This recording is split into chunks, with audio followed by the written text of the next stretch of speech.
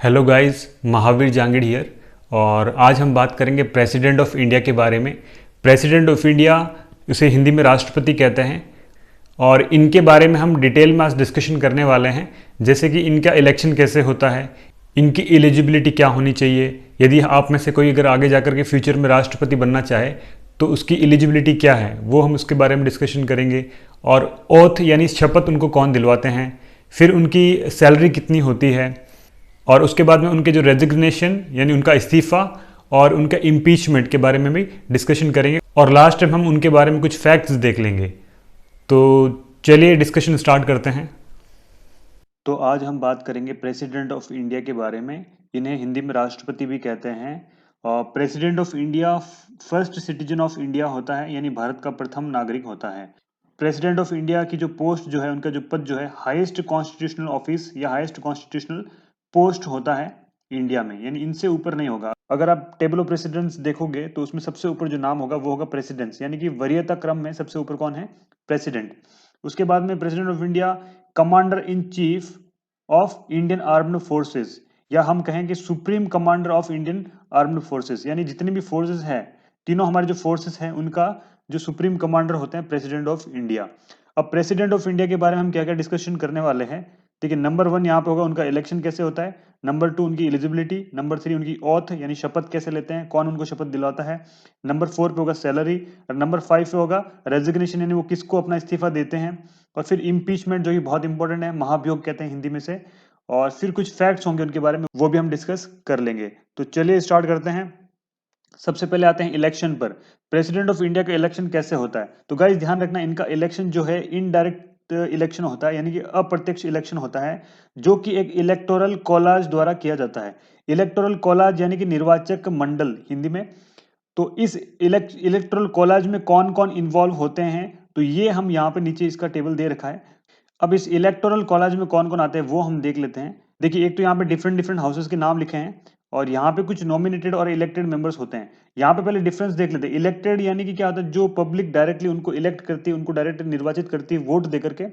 Nominated यानी राष्ट्रपति द्वारा नाम निर्देशित होते हैं। तो अगर मैं बात करूं लोकसभा की, तो लोकसभा में जो है इलेक्टेड मेंबर्स जो होंगे ये हिस्सा लेते हैं, राष्ट्रपति के चुनाव में हिस्सा लेते हैं, वोटिंग डालते हैं।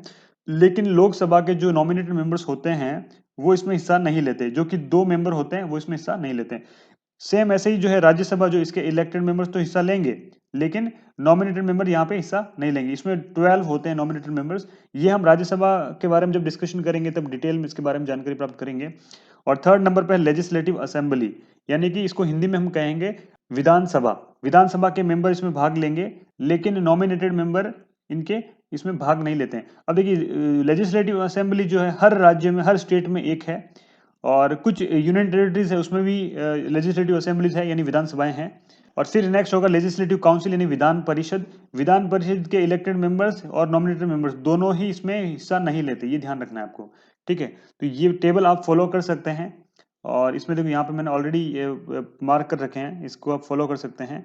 अब यहाँ पे जो ये मैंने इमेज दे रखी है, ये वाली इमेज जो है ये है लोकसभा की, और यहाँ पर जो रेड कारपेट वाली है ये राज्यसभा की। तो इसमें डिफरेंस इतना ही है कि लोकसभा जो होगी उसमें ग्रीन कारपेट होगी, यहाँ पे देखिए पूरा ग्रीन ग्रीन यहाँ पे नीचे कारपेट है। यहाँ पे जो राज्यसभा है इसमें पूरा रेड रेड कारपेट होता है, ये इसकी पहचान होती है। जब भी आप टीवी चैनल पे देखते हो तो आप इनको जो कारपेट देखकर ही पता लगा सकते हो कि ये लोकसभा है या राज्यसभा है। अब आता है नेक्स्ट, एलिजिबिलिटी।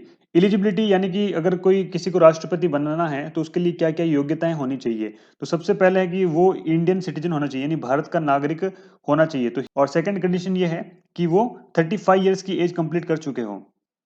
अब मैक्सिमम लिमिट कितनी होनी चाहिए ये इसमें कुछ फिक्स्ड नहीं है। कोई व्यक्ति जिसकी एज जो है 90 ईयर्स है वो भी राष्ट्रपति बन सकता है, ऐसा कोई बाइंडिंग नहीं है कि मैक्सिमम एज इतनी होनी चाहिए। अब थर्ड पॉइंट ये है कि जो किसी भी पर्सन को अगर राष्ट्रपति बनना है तो वो लोकसभा का मेंबर बनने की काबिलियत रखता हो। ठीक है, qualified to be become a Lok Sabha member. और फोर्थ पॉइंट ये होगा कि should not hold any office of profit. Office of profit को हिंदी में लाभ का पद कहते हैं। और ये लाभ का पद ये ऐसा पद होता है जिससे डायरेक्टली वो कुछ प्रॉफिट कमा सकता है। तो वो पर्सन जो है राष्ट्रपति के पद पर नहीं चुना जा सकता, क्योंकि जैसे कोई कंपनी का जैसे सीईओ है या एमडी है, अब वो अगर राष्ट्रपति बनेगा तो सीधी सी बात है, वो अपनी कंपनी को ही फायदा पहुंचाएगा। तो इसलिए बोलते हैं ये सारे जो है ये ऑफिस ऑफ प्रॉफिट पे गिने जाते हैं। ये ऐसे लोग राष्ट्रपति पद के लिए मान्य नहीं है। और अभी यहाँ पे देखिए ये जो है, ये कुछ मैंने यहाँ पर दे रखा कि जैसे ये प्रेसिडेंट है, वाइस प्रेसिडेंट है, गवर्नर है, यूनियन और स्टेट के मिनिस्टर्स है, ये वाले लाभ के पद पर माने जाते हैं क्या, ऑफिस ऑफ प्रॉफिट में माने जाते हैं क्या? तो नहीं, इनको जो है ऑफिस ऑफ प्रॉफिट में नहीं माना गया है। यानी ये पर्सन जो है, अगर कोई वाइस प्रेसिडेंट है अपने पद पर रहते हुए भी जो है प्रेसिडेंट के लिए अप्लाई कर सकता है, गवर्नर भी अप्लाई कर सकता है, ठीक है। तो ये आपको ध्यान रखना है। अभी लास्ट पॉइंट यहाँ पर यह है कि किसी भी पर्सन को अगर राष्ट्रपति बनना है, प्रेसिडेंट बनना है, तो उसके लिए 50 प्रपोजर्स और 50 सेकेंडर्स होने चाहिए। यानी कि जब राष्ट्रपति बनने के लिए वो पर्चा भरने जाए तो उसके 50 तो समर्थक होने चाहिए। और जब वो वहां से जो है और वहां पर जो इलेक्शन कमीशन होता है, उनके जो चीफ होते हैं इलेक्शन कमिश्नर, वो जब पूछते हैं तो 50 उनके जो है सेकेंडर्स भी होने चाहिए। यानी 50 तो है प्रस्तावक और 50 समर्थक इनके होने चाहिए। अब आता है नेक्स्ट, ओथ यानी शपथ। अब राष्ट्रपति को शपथ कौन दिलवाएगा? तो राष्ट्रपति को शपथ दिलवाने के लिए ध्यान रखना है कि चीफ जस्टिस ऑफ इंडिया राष्ट्रपति को शपथ दिलवाते हैं, यानी कि सीजेआई, या हम कहें भारत के मुख्य न्यायाधीश, जो कि सुप्रीम कोर्ट से बिलोंग करते हैं।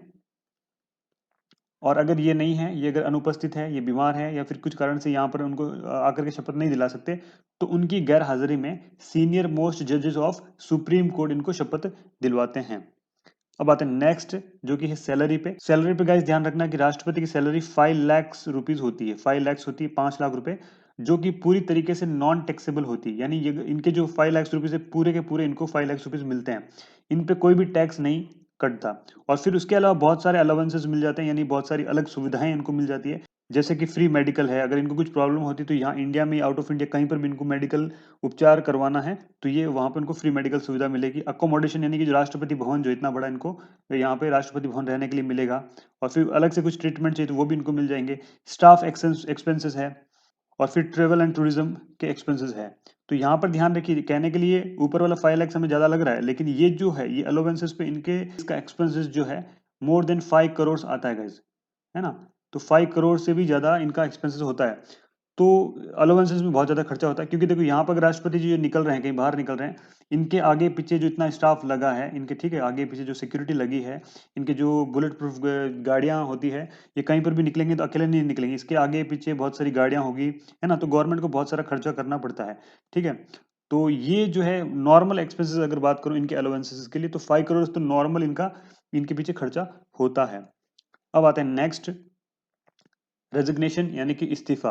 तो देखिए यहाँ अगर नॉर्मली कोई पर्सन प्रेसिडेंट बन गया तो 5 इयर्स तक तो वो प्रेसिडेंट रहेगा, इसमें तो श्योर है, इसमें तो कोई डाउट नहीं होना चाहिए, 5 इयर्स तक तो वो रहेंगे। लेकिन इन बिटवीन उनको किसी चीज़ की प्रॉब्लम होती है, या फिर उनके हेल्थ के इश्यूज से लेकर, या फिर दूसरे कोई कारण से उनको लगता है कि अब जो है मुझे इस्तीफा देना चाहिए, तो वो इस्तीफा अगर देंगे तो वो किसको देंगे? वो देंगे वाइस प्रेसिडेंट ऑफ इंडिया को। गाइस ये चीज आपको ध्यान रखना है। इनको देखो, ऑथ यानी शपथ कौन दिलवा रहा है? Chief justice of India. शपथ के लिए कौन था? Chief justice of India. लेकिन ये जो अपना इस्तीफा जो देंगे वो देंगे वाइस प्रेसिडेंट ऑफ इंडिया को। यहाँ पे इतना थोड़ा क्लैरिटी रखना है। और उसके बाद में हम आते हैं थर्ड नंबर पॉइंट पे, जो कि इम्पीचमेंट के बारे में है। इसे हिंदी में महाभियोग कहते हैं। बहुत ज्यादा इंपॉर्टेंट गाइस, इसके बारे में हम आगे डिस्कस करेंगे अभी इसी वीडियो में। तो यहाँ पे इम्पीचमेंट यानी कि उनको जो पार्लियामेंट होती है, जो संसद होती है, उसमें वोटिंग द्वारा उनको हटा देते हैं, वोट करके, तो वो वाला है। और उसके बाद में अगर डेथ हो जाती है तो भी उसका उनका ऑटोमेटिकली रेजिग्नेशन माना जाता है। नेक्स्ट स्लाइड है इम्पीचमेंट के ऊपर, यानी कि इसको कहते हैं, हिंदी में कहते हैं महाभियोग। अब महाभियोग से रिलेटेड 2 आर्टिकल्स है जहां पर इम्पीचमेंट ऑफ द प्रेसिडेंट के बारे में मेंशन कर रखा है। देखिए ये इम्पीचमेंट जो वर्ड जो है ये कॉन्स्टिट्यूशन में सिर्फ और सिर्फ राष्ट्रपति के लिए ही यूज किया जाता है।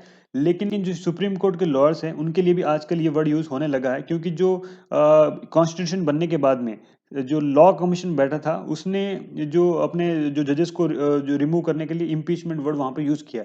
इसलिए जजेस के लिए भी इम्पीचमेंट वर्ड यूज होता है। लेकिन कॉन्स्टिट्यूशन में अगर बात करें, इम्पीचमेंट वर्ड जो है सिर्फ और सिर्फ राष्ट्रपति जी के लिए यूज होता है। तो सबसे पहले आता है आर्टिकल 56। आर्टिकल 56 में मेंशन किया हुआ है कि president can only be removed by impeachment, यानी राष्ट्रपति को केवल और केवल इम्पीचमेंट के द्वारा ही हटाया जा सकता है, अपने पद से मुक्त किया जा सकता है, अन्यथा नहीं।